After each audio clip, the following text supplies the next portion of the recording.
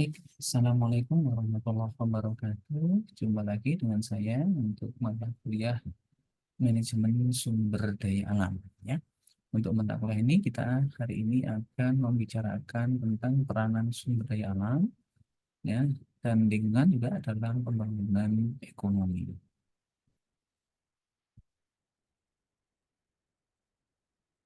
Baik, jadi kalau kita bicara tentang ekonomi itu bicara tentang mempelajari perilaku manusia ya, baik secara perorangan maupun bermasyarakat, ya, berkelompok di dalam memenuhi kebutuhan berbagai alat pemuas kebutuhan atau sumber daya yang terbatas. Ya.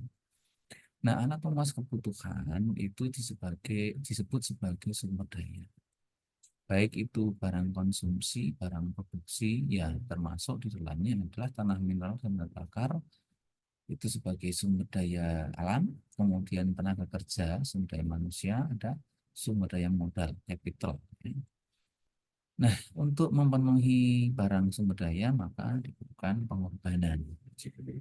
Nah, kita melihat bahwa jumlah sumber daya itu terbatas, sementara kebutuhan manusia itu banyak, dan harus melakukan alokasi yang tepat di antara berbagai kebutuhan yang dimiliki oleh setiap manusia.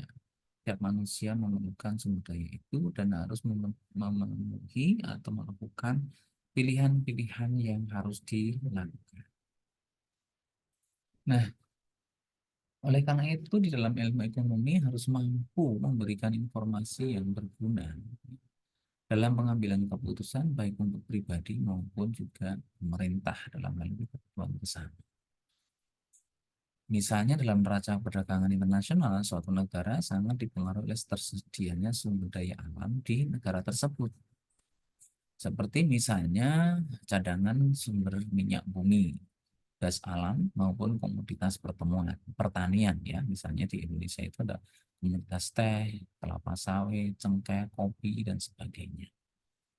Nah, oleh karena itu tingkat pendapatan per kapita satu negara itu sering dipengaruhi oleh ketersediaan sumber daya alam yang dimiliki di masing-masing negara tersebut. Dalam penggunaan sumber daya alam ya untuk saat ini dan masa yang akan datang secara langsung perlu dihubungkan dengan imbangan antara penduduk dan sumber daya alam. Alasan lambannya masyarakat dalam memecahkan masalah memburuknya kondisi fisik itu antara lain yang pertama adalah masyarakat itu lebih mengenal adanya pemilikan pribadi dan mekanisme pasar, sehingga pengertian bahwa lingkungan sebagai barang milik bersama dan dipelihara bersama itu sulit dimengerti. Ya, mungkin karena ego manusia memiliki sifat ego ya.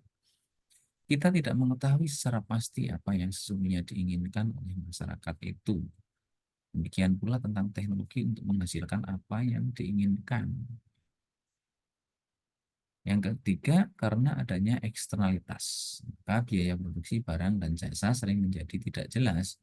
Ya, karena di samping adanya kelambanan dalam mobilitas manusia. Ini dampak dari tersedianya infrastruktur, transportasi, atau koneksi antar wilayah. Nah, sumber daya alam atau disebut sebagai natural resources itu segala sesuatu yang berada di bawah maupun di atas bumi, termasuk tanah. Ya. Nah, sumber daya alam itu masih terdapat di dalam maupun di luar bumi yang sifatnya masih potensial dan belum dilibatkan dalam proses produksi untuk meningkatkan tersedianya barang dan jasa dalam kegiatan perekonomian manusia atau masyarakat. Berbeda halnya dengan barang sumber daya atau resources commodity. Itu merupakan sumber daya alam yang sudah diambil dari alam atau di atas bumi itu dan siap digunakan serta dikombinasikan dengan faktor produksi lain sehingga dapat dihasilkan produk baru yang berupa barang dan jasa bagi konsumen maupun produsen. Jadi ini sudah ada peralihan atau transformasi dari sumber daya alam menjadi barang sumber daya. Semakin cepat pertumbuhan ekonomi, akan semakin banyak barang sumber daya yang diperlukan dalam proses produksi yang pada akhirnya akan mengurangi ketersediaan sumber daya alam yang ada dalam bumi. Maka ada hubungan positif antara kuantitas barang sumber daya dan pertumbuhan bumi. Ya, misalnya semakin banyak minyak mentah yang diproduksi, maka itu akan berdampak pada pertumbuhan ekonomi karena ketersediaan bahan bakar minyak untuk kebutuhan transportasi dan industri. Ada hubungan negatif antara pertumbuhan ekonomi dan tersedianya sumber daya alam di dalam bumi. Ya, jelas. Karena pertumbuhan ekonomi itu membutuhkan barang sumber daya dan barang sumber daya itu mengambil dari sumber daya alam. Ketika sumber daya alam diambil, berarti akan mengalami pengurangan atau semakin berkurang ketersediaannya. Ini adalah grafik yang menunjukkan hubungan antara pertumbuhan ekonomi dan barang sumber daya. Grafik ini memiliki hubungan yang positif. Jika barang sumber daya itu meningkat, maka ini akan berdampak pada peningkatan pertumbuhan ekonomi. Ini secara sekilas. Berbeda halnya hubungan antara pertumbuhan ekonomi dan persediaan sumber daya alam. Ya, tadi kalau sumber daya alam itu semakin menipis, berarti ini akan berdampak pada pertumbuhan ekonomi yang semakin menurun. Gitu ya. Jadi kalau pertumbuhan ekonomi meningkat, itu akan mengurangi pertumbuhan sumber daya. Jadi kita lihat. Atau sebaliknya, jika sumber daya alam eh, masih banyak, itu pertumbuhan ekonomi masih rendah. Ini kalau kita lihat secara grafis. Nah, agar pembangunan satu proyek tidak menimbulkan kerusakan alam dan lingkungan ya, dalam hal ini pencemaran ya, maka pembangunan itu ya harus berwawasan lingkungan. Yang dimaksud pembangunan berwawasan lingkungan yaitu pembangunan yang didasarkan pada aspek yang pertama RUTR atau Rencana Umum Tata Ruang, yakni eh, sebuah R2TR ini ditentukan pola kemampuan tanah atau lahan, kemudian kondisi iklim, curah hujan, letak geografisnya.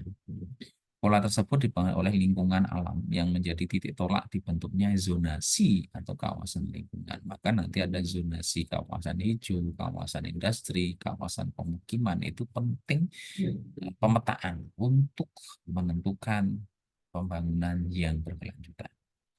Yang kedua, analisis mengenai dampak lingkungan. Modal penting. Nanti kita akan bicarakan pada akhir kuliah ini.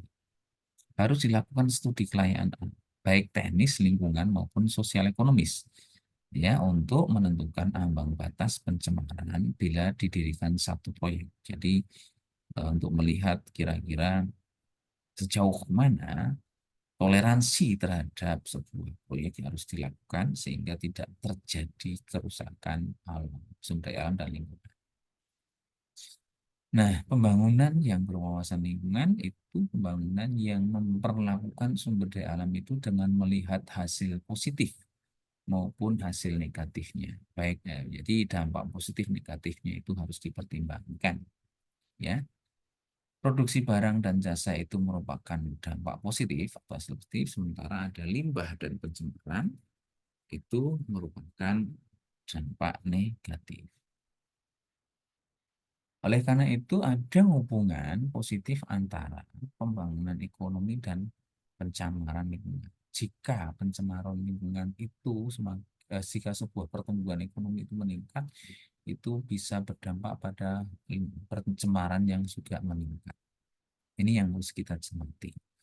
Yang harus kita hati-hati bagaimana pertumbuhan ekonomi tetap meningkat, tetapi pencemaran bisa dikendalikan. Kita bisa melihat bahwa ada hubungan ya antara penduduk, ini jumlah penduduk, kemudian pertumbuhan ekonomi, pencemaran dan menipisnya sumber daya. Kalau kita lihat misalnya, pertumbuhan penduduk itu meningkat, maka berdampak pada permintaan akan barang dan jasa. Nah, permintaan akan barang dan jasa. Ini bisa dipenuhi jika pertumbuhan ekonomi itu mengalami peningkatan. Tetapi sekali lagi bahwa pertumbuhan ekonomi ini membutuhkan barang sumber daya.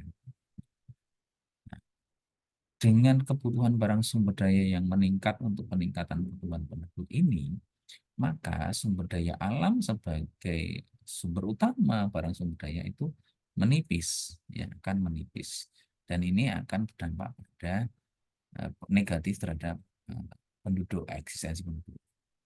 Di samping itu, pertumbuhan ekonomi itu terjadi atau berdampak pada eh, lingkungan, yaitu limbah dan pencemaran, karena proses-proses produksi yang menghasilkan dan barang dan jasa itu juga ada dampak samping negatifnya, itu pencemaran dan limbah lingkungan. Yang ini juga berdampak negatif bagi penduduk. Nah, inilah yang mesti harus diperhatikan, bagaimana sumber daya alam ini nanti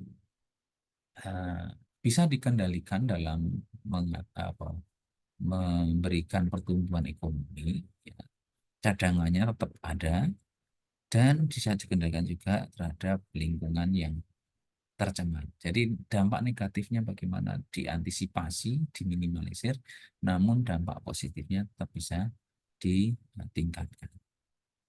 Nah, isu dalam penggunaan SDM itu ada beberapa, di antaranya berapa lama dan keadaan kehidupan manusia ini dapat berlangsung, ya, di muka bumi ini dengan persediaan dari sumber daya yang ada, ya, baik itu ada di tempat itu atau in situ, yang dapat diperbaharui tetapi dapat dirusak, serta terbatasnya sistem lingkungan hidup, ya. Jadi lingkungan hidup juga memiliki kemampuan terhadap eh, proses-proses produksi. Yang kedua berkaitan dengan kebijakan penggunaan sumber daya alam pada masa yang lampau, di mana banyak tindakan yang tidak bijaksana, berpandangan dekat, eksploitasi berlebihan. Yang ketiga, semakin memburuknya keadaan lingkungan sebagai dampak dari kemiskinan dan juga pembangunan yang tidak berwawasan lingkungan.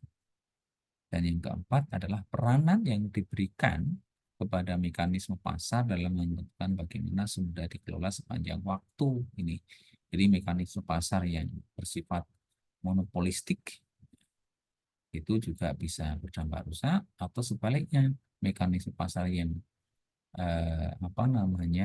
terlalu bebas, ya, persaingan sempurna, itu juga bisa terjadi seperti itu. Maka bagaimana ini juga harus diantisipasi.